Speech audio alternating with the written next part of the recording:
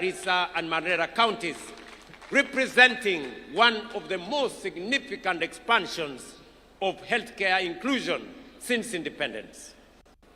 To date, SHA has paid 8.1 billion Kenya shillings in claims for services provided in these 3 counties, demonstrating the transformative impact of this reform on access to quality healthcare.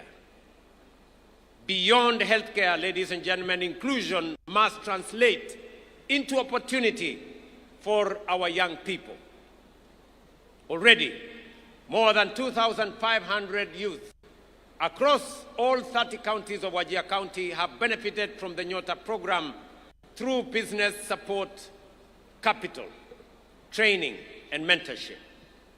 Across Wajir, Garissa, and Mandera counties, more than 7,200 young people are beneficiaries. We are also investing in Jitume digital hubs, ICT centers, digital skills programs, and digital infrastructure so that a young person in Wajir can compete with any person in Kenya and globally. Through the labor mobility program, we are opening pathways to jobs, skills, and international experience. Our message to the young people of Northern Kenya is simple. Your future will not be defined by geography. It will be defined by your talent, your skills, and your determination. But talent and determination flourish where opportunity is accessible and infrastructure is strong. That is why we are investing not only in people, but also the foundations of economic transformation. Today in Wajir County, through our affordable housing program, we have invested 15.6 billion shillings in the development of 4,600 housing units, including markets and including hostels, which are at various stages of procurement and construction. This is the largest housing development Wajir has witnessed since independence. One of these projects, located just 3 kilometers from here, stands as a visible symbol of our commitment to ensuring that development, opportunity, and decent living are not reserved for only a few regions. These projects are creating jobs for our young people and generating opportunities for local enterprises. But this is only one part of a much larger transformation. Across Wajir, Garissa, and Mandera counties, projects valued at approximately 38.5 billion are currently at various stages of implementation. These investments are delivering affordable housing, student accommodation, modern markets, police housing, classrooms, and other supporting infrastructure that will improve lives, expand economic opportunity, and accelerate the region's development. Alongside housing and other social investments, we are investing in the infrastructure that connects communities to opportunity. That is why connectivity remains central to Northern Kenya's transformation. For decades, distance was used to justify exclusion. Today, we are defeating distance.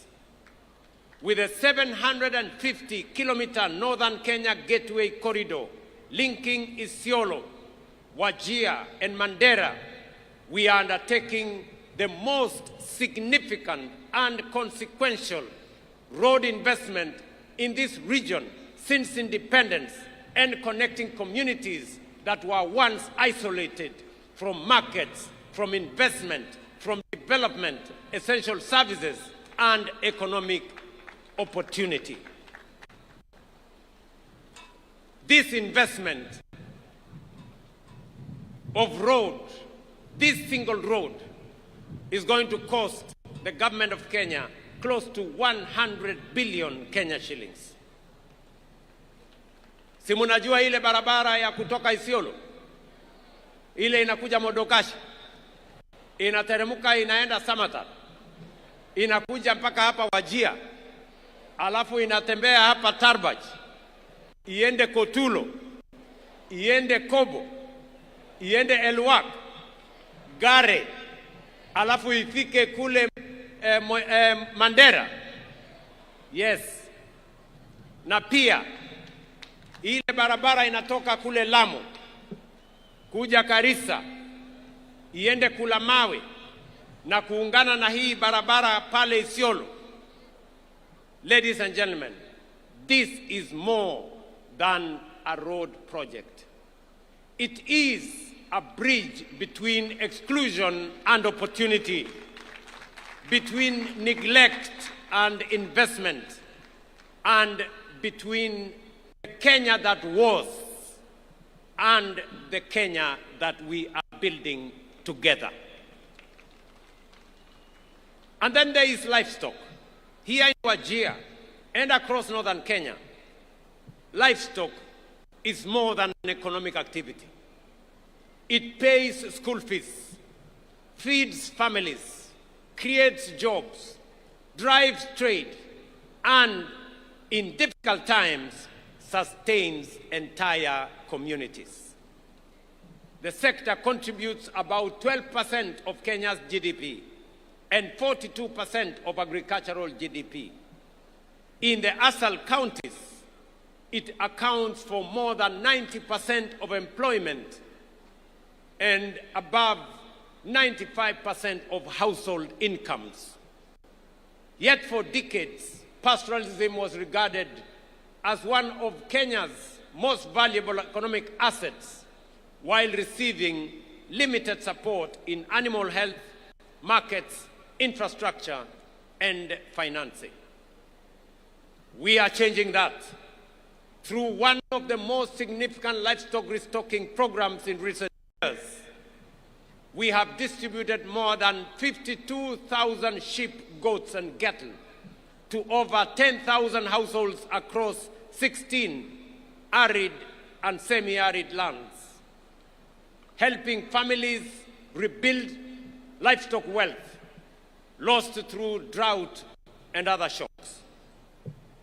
To strengthen pastoral livelihoods, we have vaccinated more than 10 million animals, expanded local vaccine production to over 123 million doses, established feedlots and hay storage facilities, restored more than 300,000 hectares of degraded rangelands, expanded breeding programs, and strengthened livestock training, marketing, and market infrastructure, including here in Wajir.